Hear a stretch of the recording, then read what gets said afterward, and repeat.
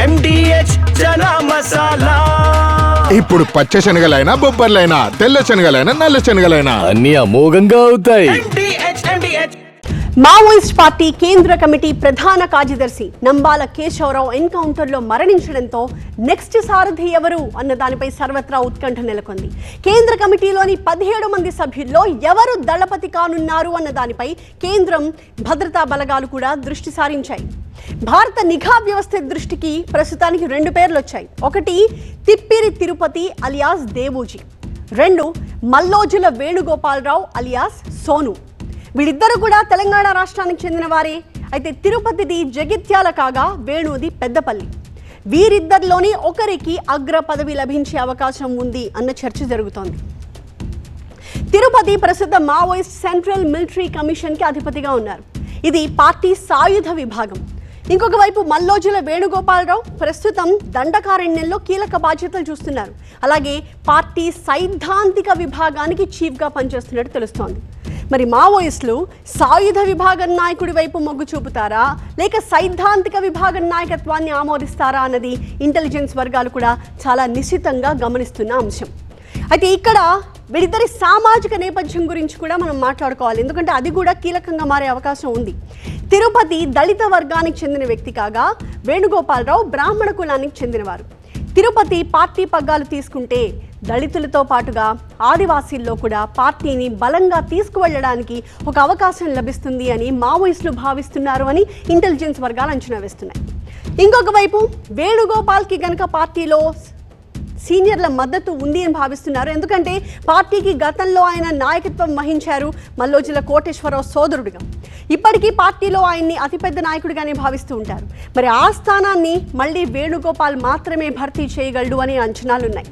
ఇప్పటికే పార్టీలో ఉన్న పాతతరం నాయకులు ప్రభుత్వంతో చర్చల కోసం ఆయుధాలు వదిలి లొంగిపోవడానికి అసలు సిద్ధంగా లేరు అని అధికారులు చెప్తున్నారు.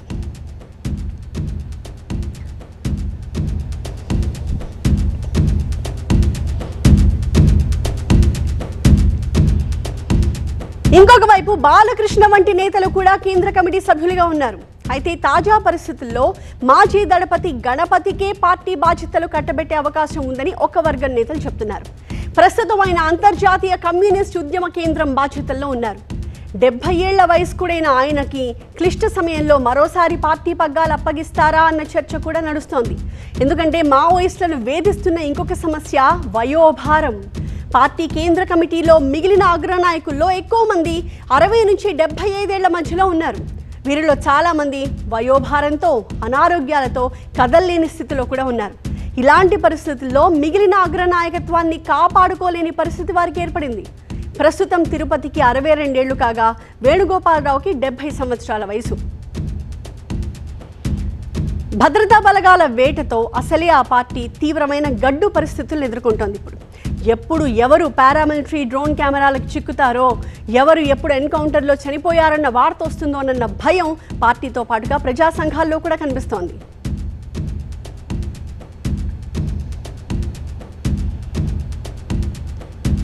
సో మా ప్రతినిధి విజయ్ ప్రస్తుతం మనకి లైవ్లో అందుబాటులో ఉన్నారు మరింత సమాచారంతో. రైట్ విజయ్, సో ఇప్పుడు నెక్స్ట్ సారథి ఎవరు మావోయిస్ట్ పార్టీకి అంటే ప్రధానంగా మనకి ఒక 3-4 పేర్లు వినిపిస్తూ ఉన్నాయి. కానీ మావోయిస్టులు ఎవరి వైపు ఎక్కువగా మొగ్గు చూపే అవకాశాలు కనిపిస్తున్నాయి. ఇంకొక వైపు భద్రతా దళాలు కూడా అది ఎవరవుతారు అన్న దానిపై చాలా ఇంట్రెస్ట్గా నిశ్చితంగా గమనిస్తూ ఉన్న నేపథ్యంలో ఎవరికి ఎక్కువ అవకాశాలు కనిపిస్తున్నాయి?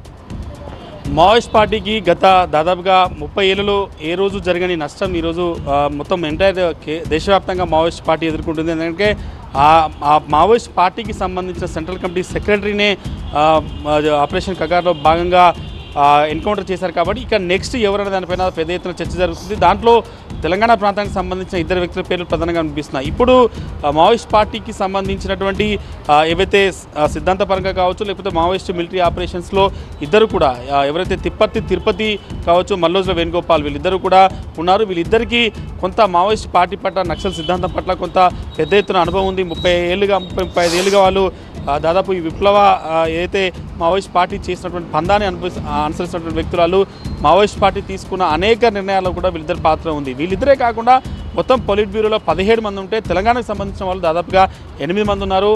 గణపతితో పాటుగా మొత్తం 8 మంది తెలంగాణ నుంచి ఉన్నారు, కొంతమంది కేరళ, బెంగాల్ నుంచి కూడా ఉన్నారు. బెంగాల్లో రాజా అనే వ్యక్తి కూడా చాలా రోజుల నుంచి కూడా సెంట్రల్ మావోయిస్ట్ పార్టీ కమిటీకి పొలిట్ బ్యూరో మెంబర్గా, సెంట్రల్ కమిటీ మెంబర్గా పనిచేస్తున్నారు. కానీ ఎక్కువ అవకాశాలు మాత్రం తెలంగాణ ప్రాంతానికి సంబంధించినటువంటి వ్యక్తికి ఉండే అవకాశం ఉంది.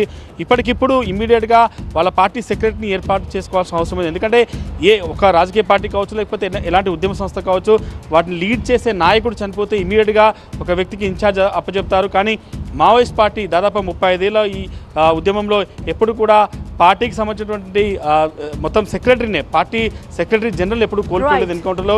కేవలం పొలిట్ బ్యూరో మెంబర్ పేరు కాబట్టి తిరుపతి మల్లోజు వేణుగోపాల్, ఆయన కిషన్జీ తమ్ముడు, ఇద్దరిలో ఎవరికి ఒకరికి కేంద్ర మావోయిస్ట్ పార్టీ సెక్రటరీ అయ్యే అవకాశాలు అయితే ఎక్కువగా కనిపిస్తున్నాయి.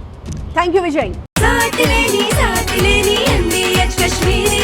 అరే తక్కువయ్యి కానీ అసలైంది వెయ్యి. MDH కాశ్మీరీ ఎర్ర మిర్చి పౌడర్.